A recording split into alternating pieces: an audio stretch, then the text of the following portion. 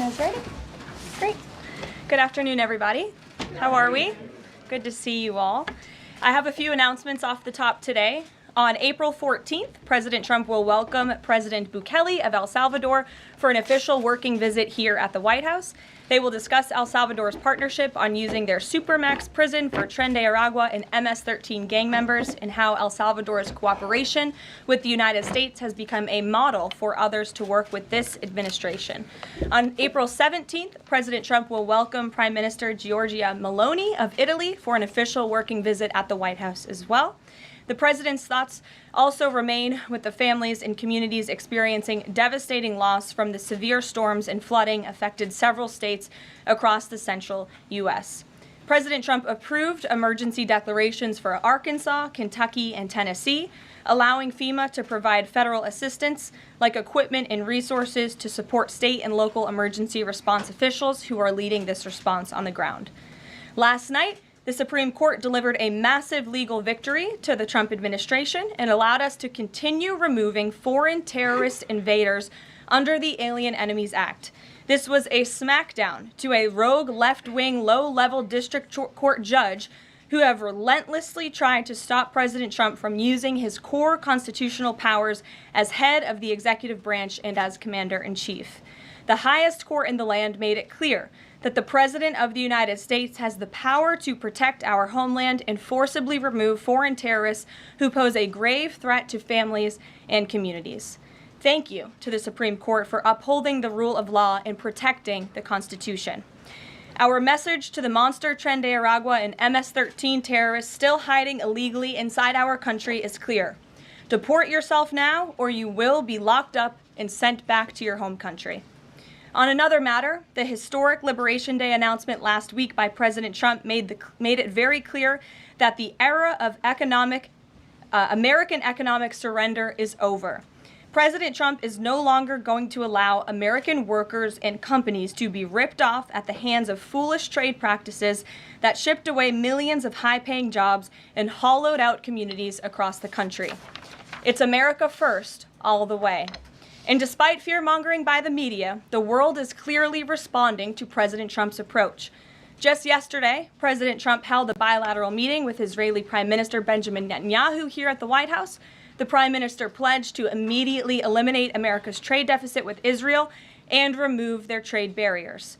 Israel's proactive approach should serve as a model for the rest of the world.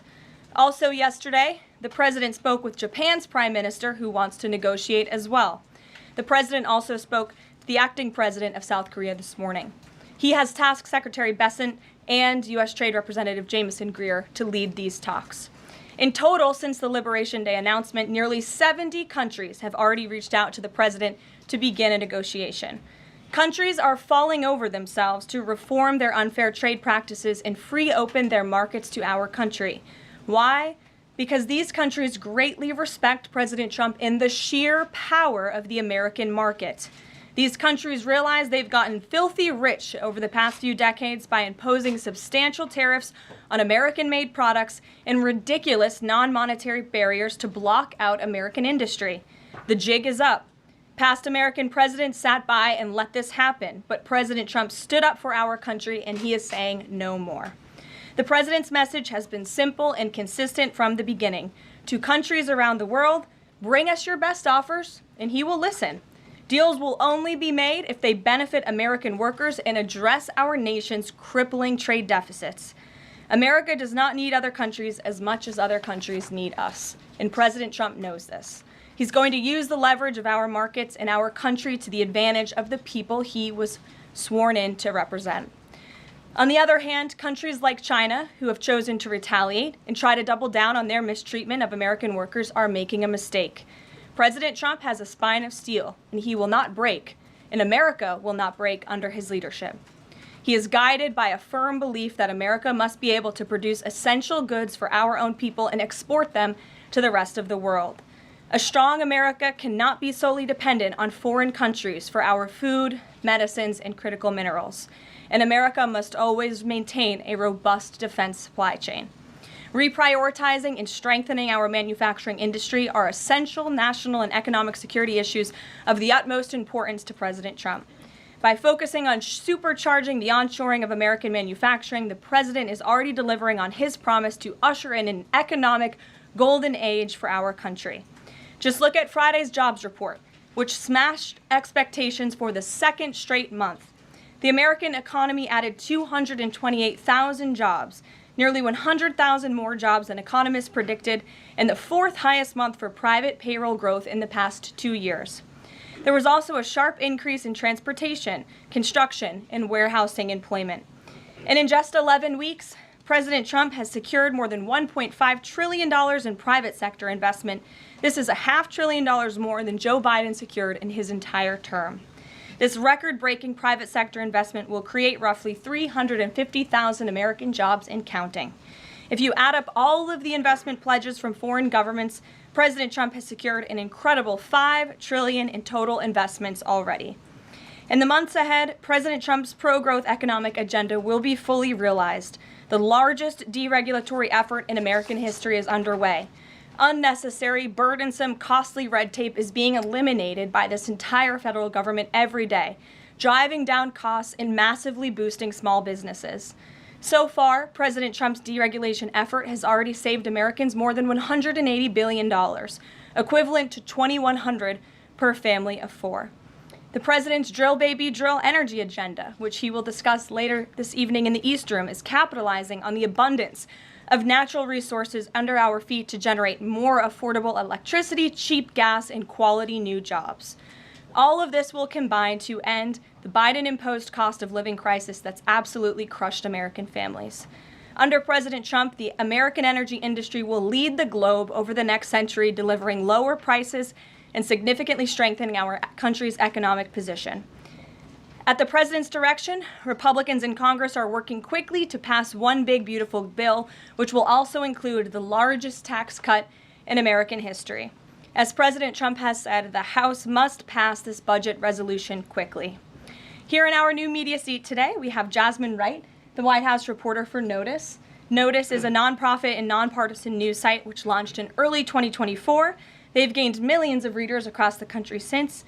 The newsroom's goal is both to inform readers and train the next generation of politics and policy journalists. They also partner with state newsrooms to give local communities more knowledge of what their representatives are doing in Washington, D.C. With that, please kick us off, Jasmine. Thanks so much, Karoline. A couple questions for you. The first one being, can you explain the White House's evolution from this is not a negotiation on tariffs to countries should pitch us and start negotiations on tariffs? As the president said yesterday, Jasmine, both things can be true at the same time. And it is a non-negotiable position that the United States has faced a national security and economic crisis because of the unfair trade practices by countries around the world. As for the president, I have maintained this position. The entire administration has always said that President Trump is willing to pick up the phone and talk. And the president met with his trade team this morning, and he directed them to have tailor-made trade deals with each and every country that calls up this administration to strike a deal. And listen, and each and every one of these trade deals should be tailored and unique based on that country's markets, based on that country's exports, the imports here in the United States of America. What makes the most sense for the American worker and for our industry? The president is focused on putting America first. So was the evolution not factored in or determined by kind of the tumult in the stock market? Was that not a part of the consideration to start making these negotiations and deals? Again, I would reject that there was an evolution. On day one, we had said that the president will always pick up the phone for other nations and other companies that call this administration. The president always has a listening ear, and it's a non-negotiable fact that America has faced a national security and economic crisis for many decades, and President Trump is just the first to address this. And then my last question, how will negotiations change how much revenue the White House is planning to make from the tariffs? Well, that has yet to be seen, but as the president said, the reciprocal tariffs, which will continue to go in effect as these deals are negotiated and ongoing, will generate trillions of dollars in revenue to the United States. And this is twofold. The president wants to onshore jobs here to the United States of America. He wants to boost our manufacturing industry. He also wants to tackle these crippling deficits with almost every single country around the world. Jackie. Thanks, Karoline. The Treasury Secretary, Scott Bessent, warned that some of these negotiations might take up to months, that we could be doing this through April, May, and into June. And then you had Kevin Hassett say it's going to take a lot for the president to put his signature on the line because he wants to make sure there's a good deal for America. Is the president operating on any sort of a timeline or deadline where he wants this completed by? Well, we always move at Trump speed here at the White House, which is incredibly fast. I know you all know that from covering this White House day to day. The president likes to get things done, but he's very much focused on ensuring that these deals are good for the American worker, they are good for American manufacturing, and again, that they tackle these crippling deficits with these countries. All options are on the table for each country, but again, these are going to be tailor-made deals. They are not going to be off-the-rack deals, as the president has called it, and he has directed his entire trade team to be part of this effort. So that includes Secretary Bessent and our National Economic Director, Kevin Hassett. It also includes Secretary Lutnick, Peter Navarro, the entire trade team, Jamison Greer, who was on the Hill today. Everybody who was involved in this incredible, fair, reciprocal trade agenda will continue to be involved in negotiating these deals. And then yesterday, Goldman Sachs put out a research note. It put the odds of a recession at 45% within the next 12 months, up from 35%. But Peter Navarro guaranteed last night no recession. Does the president agree with him on that? I know that the president in the past has been leery of making definitive statements on that. I can speak for the president, and I can speak for the optimism that he sees in our economy every day. Again, when you talk about the massive deregulatory efforts that are happening across the board, when you talk about how oil prices are down, gas prices are down, egg prices are down, we're cutting costs for the American worker, for the American consumer. We also see trillions of dollars of investments pouring into this country every day, and we're working hard now on the tariff side of the president's economic agenda. But don't forget, the next side of this is tax cuts, and we're counting on Capitol Hill to get those done, the largest tax cuts in history. Does that mean that without those tax cuts coming through, that the likelihood of a recession is greater? No, that's not what I said. I'm just saying be mindful of the whole of government economic approach that this administration is taking every day. Sure. Go ahead. Thank you, Karoline. You just said that one of the reasons these tariffs are going into effect is that some countries have been ripping off the United States, but some of the tariffs target countries like Madagascar, Bangladesh, with very high levels of poverty. So can you explain how the president wants to correct the deficit with those countries? Is there a plan, for example, to onshore the textile industry that these countries are known because, and just like, can you be specific about those like low income countries? Well, first of all, the reciprocal tariff rates that were implemented by country were focused on the monetary tariff that those countries have imposed on the United States, but also the non-monetary tariff barriers and the regulations, if you will, that have been put into effect over the years, making it harder for America to export to these countries. These were very carefully crafted numbers. There was also a 10% baseline tariff across the board, as well, as you know. Moving forward, the president will talk to any country that picks up the phone to call, and I can tell you the phones have been ringing off the hook, wanting to talk to this administration, this president, and his trade team to try to strike a deal. And it's because the world knows that they need the United States of America. They need our markets. They need our consumer. The president has a lot of leverage on his side because he has the best economy and the best country in the world that he leads, and he knows that. And it's about dang time we finally have a president who uses that economic leverage to benefit American workers. And that's what the president is trying to do. Maggie. Karoline, thanks. Does the president endorse something that Howard Lutnick said on television this weekend, which was that the army of millions and millions of human beings screwing in little screws to make iPhones, that kind of thing is going to be moving to the U.S.? Is that how the president envisions manufacturing shifting? And if so, how long would that take, roughly? The president wants to increase manufacturing jobs here in the United States of America, but he's also looking at advanced technologies. He's also looking at AI and emerging fields that are growing around the world that the United States needs to be a leader in as well. So there's an array of diverse jobs, more traditional manufacturing jobs, as you discussed, but also jobs in advanced technologies. The president is looking at all of those. He wants them to come back home. But iPhones specifically, is that something that he thinks is the kind of technology that can move to the U.S.? Absolutely. He believes we have the labor, we have the workforce, we have the resources to do it. And as you know, Apple has invested $500 billion here in the United States. So if Apple didn't think the United States could do it, they probably wouldn't have put up that big chunk of change. Elena. Hi, Karoline. It's clear the president has gotten the world's attention with these tariffs. Is he considering at all potentially holding off on imposing some of them before the deadline, or maybe later reversing them because he's having these negotiations and having these good talks with other leaders? The president was asked and answered this yesterday. He said he's not considering an extension or a delay. I spoke to him before this briefing. That was not his mindset.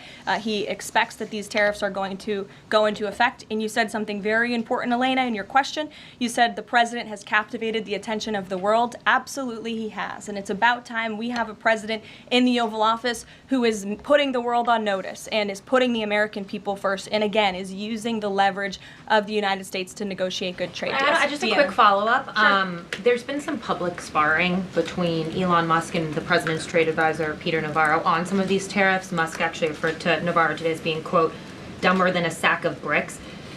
Are you at all, or is the administration, the president, all concerned that this is maybe impacting the public's understanding of these tariffs? It might be messing with the message on it? No, look, these are obviously two individuals who have very different views on trade and on tariffs.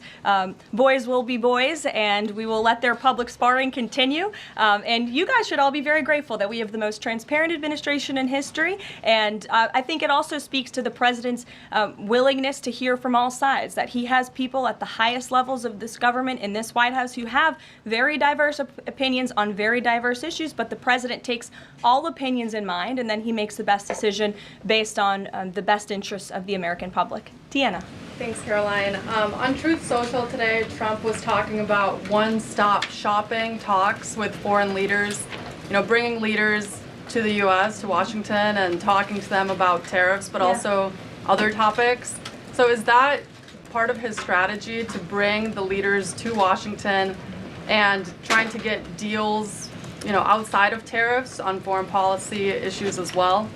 I think the president, again, is going to have a custom, tailor-made approach to each and every country. And if that means discussions of foreign aid, of our military presence in these countries, how those troops are paid for, come to the table, that could be part of the negotiation in these economic negotiations. But it's the president's economic team who will be leading these. These are tariff and trade negotiations. And yes, they will be one-stop shopping for each and every country. They will be, as the president said again, tailor-made, not off the rack to each and every country, based on America's needs. And can you confirm? How are you? Thank you so Good. much, Carol from Lynn's LTV. So President Trump has designated Trendy Tales as a foreign terrorist organization and deported its members while also moving to restrict Venezuela's oil exports. Is the administration preparing additional military or economic actions against Venezuela and the Maduro regime? And my second question is about Supreme Court Justice Amy Coney Barrett. Is the administration have a comment on her decision to go with the liberals and go actually with the Trendy Tales? This is the same justice that actually sided against January 6th hostages last year. So is the administration have a comment? Are they disappointed in Supreme Court Justice Amy Coney Barrett? To your first question, I don't have any actions to read out in terms of Venezuela. The president has imposed secondary tariffs on the Maduro regime and on Venezuela in the form of oil, which is obviously going to have a crippling effect on the Maduro regime, and that's the intended effect of this administration. As for the justice you mentioned, as for the Supreme Court, we've made our feelings very clear. We believe this was a massive victory. Certainly, we wish this was a 9-0 decision because we firmly believe that the president was well within his constitutional authority, and the Supreme Court made that very clear last night, and they put Judge Boasberg in his place. We called on the Supreme Court to rein in these judges who are acting as judicial activists, not real arbiters of the truth and the law, and that's exactly what we saw the Supreme Court do yesterday. Christian.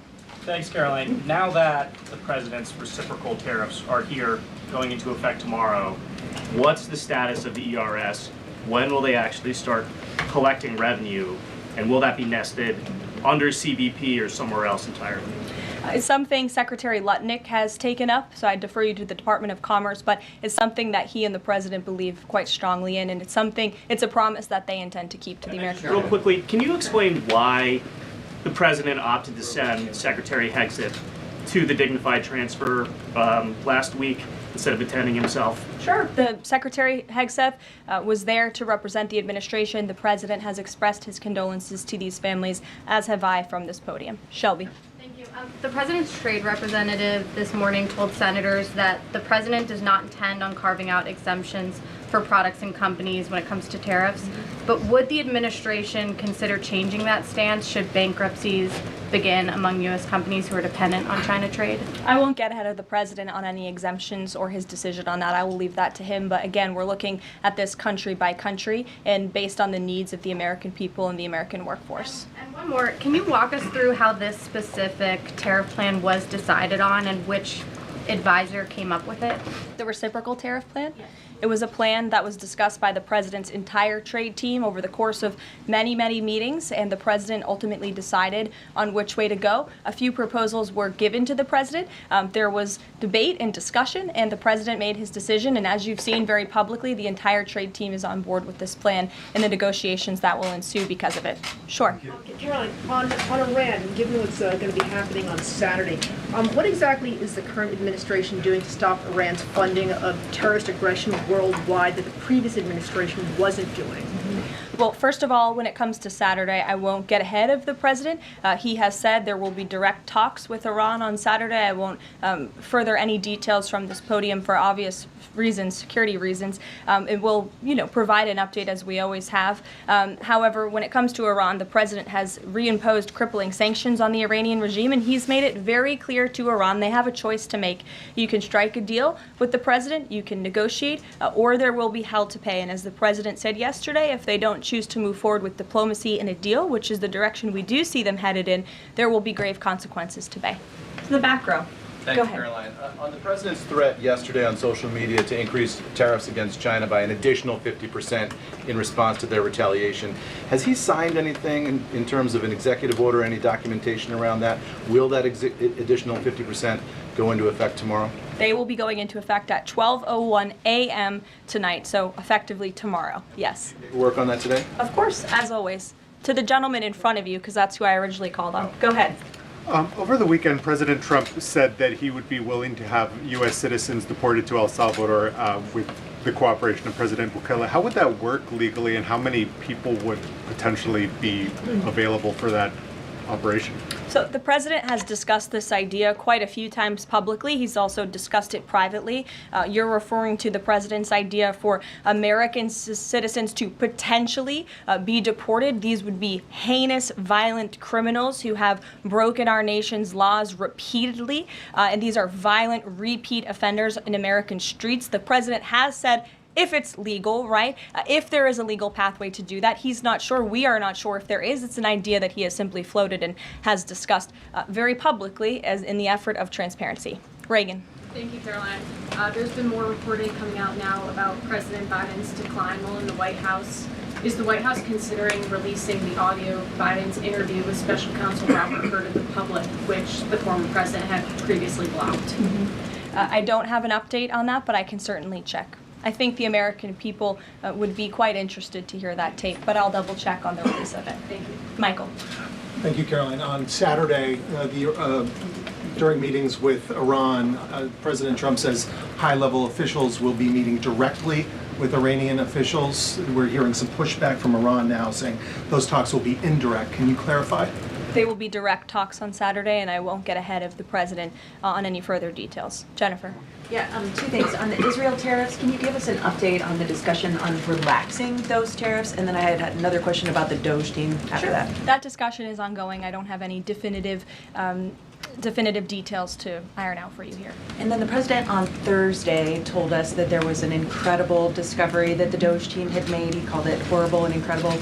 Can you reveal that yet? Give us details on what it was about? There has been a discovery. I hate to leave you hanging on a cliff, but I don't want to get ahead of the president on that. But I can confirm there has been a discovery. It's just not quite yet ready for release.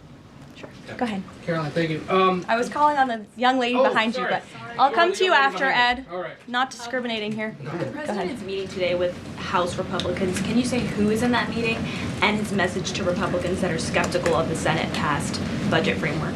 Sure. The president will be meeting with Republican lawmakers today here at the White House to talk to them about the framework that the Senate passed. The president was very quick to put out a statement about his support for the reconciliation package that the Senate passed, and he is counting on House Republicans to pass it.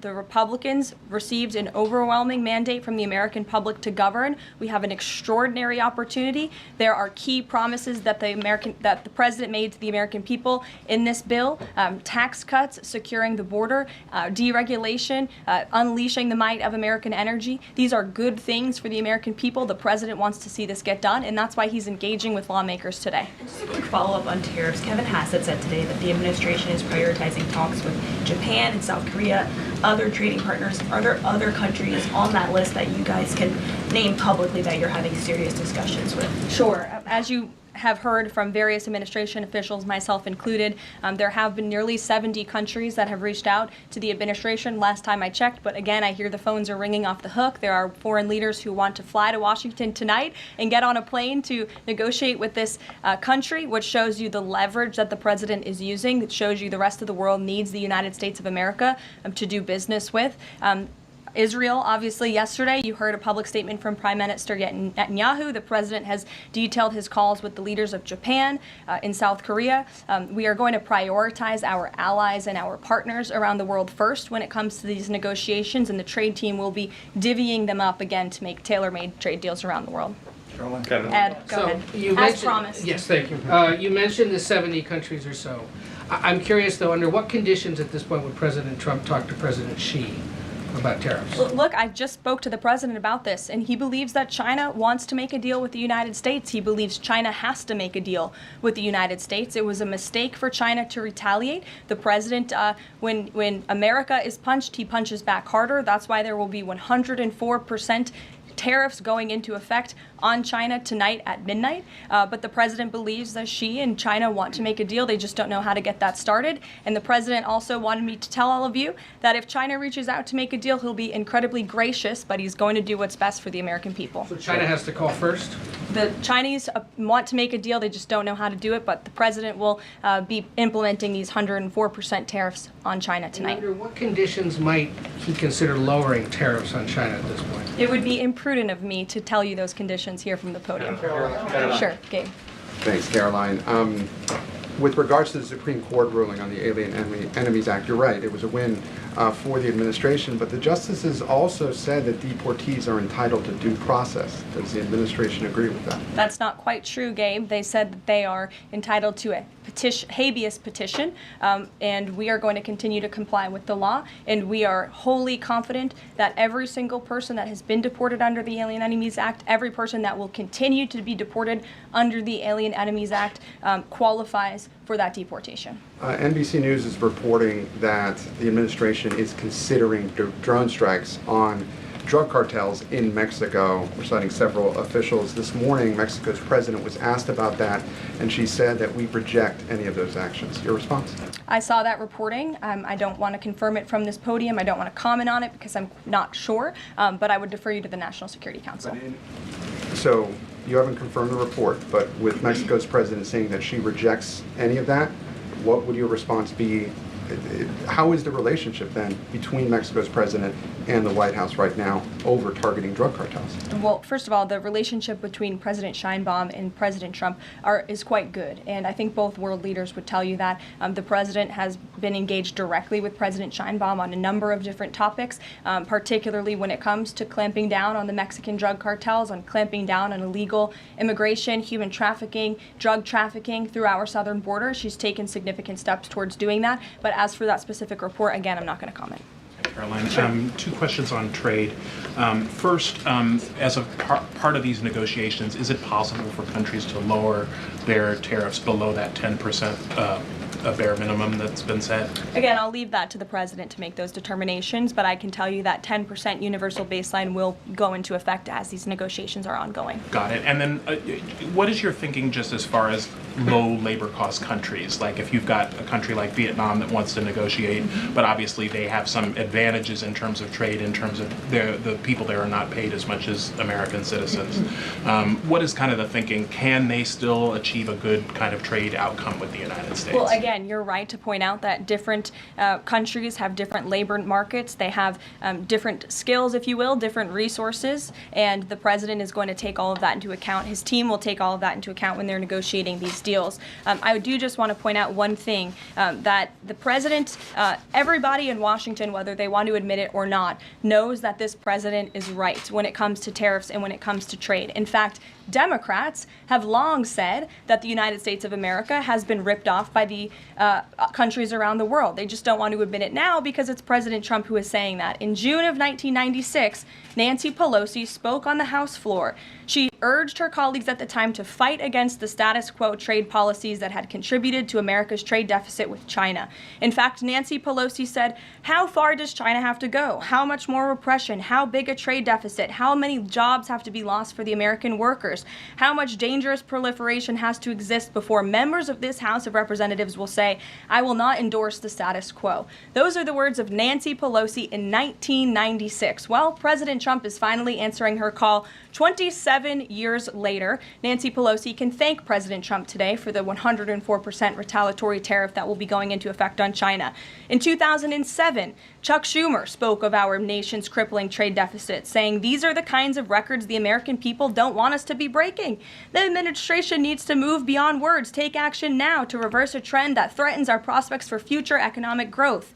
And Chuck Schumer said that in 2007. Finally, in 2025, President Trump is taking action. Recently defeated Democrat Sherrod Brown said on deficits in 2012 that our deficit then at China had reached an all-time high, and it was on pace to recede last year's record. The trade deficit had cost American workers millions of jobs at the time. These are the words of Democrats years ago. It is about time America finally has a president who is taking action to restore those millions of jobs back to the United States of America, to boost our manufacturing industry. He's doing what's right for the American people. It will take a lot of labor. It will take a lot of effort. But that's exactly what the American people elected this president to do. He will be talking about our energy agenda at 3 o'clock today over in the East Room, as you all know. He will be signing a bill to unleash the might of our beautiful, clean coal industry in this country, which is a reliable energy source also for AI. There's a great story in Bloomberg today, actually, about the executive order that will be signed later. So we'll see you all there. I'll let the president speak more. We'll see you later. Thanks, guys. Thank you.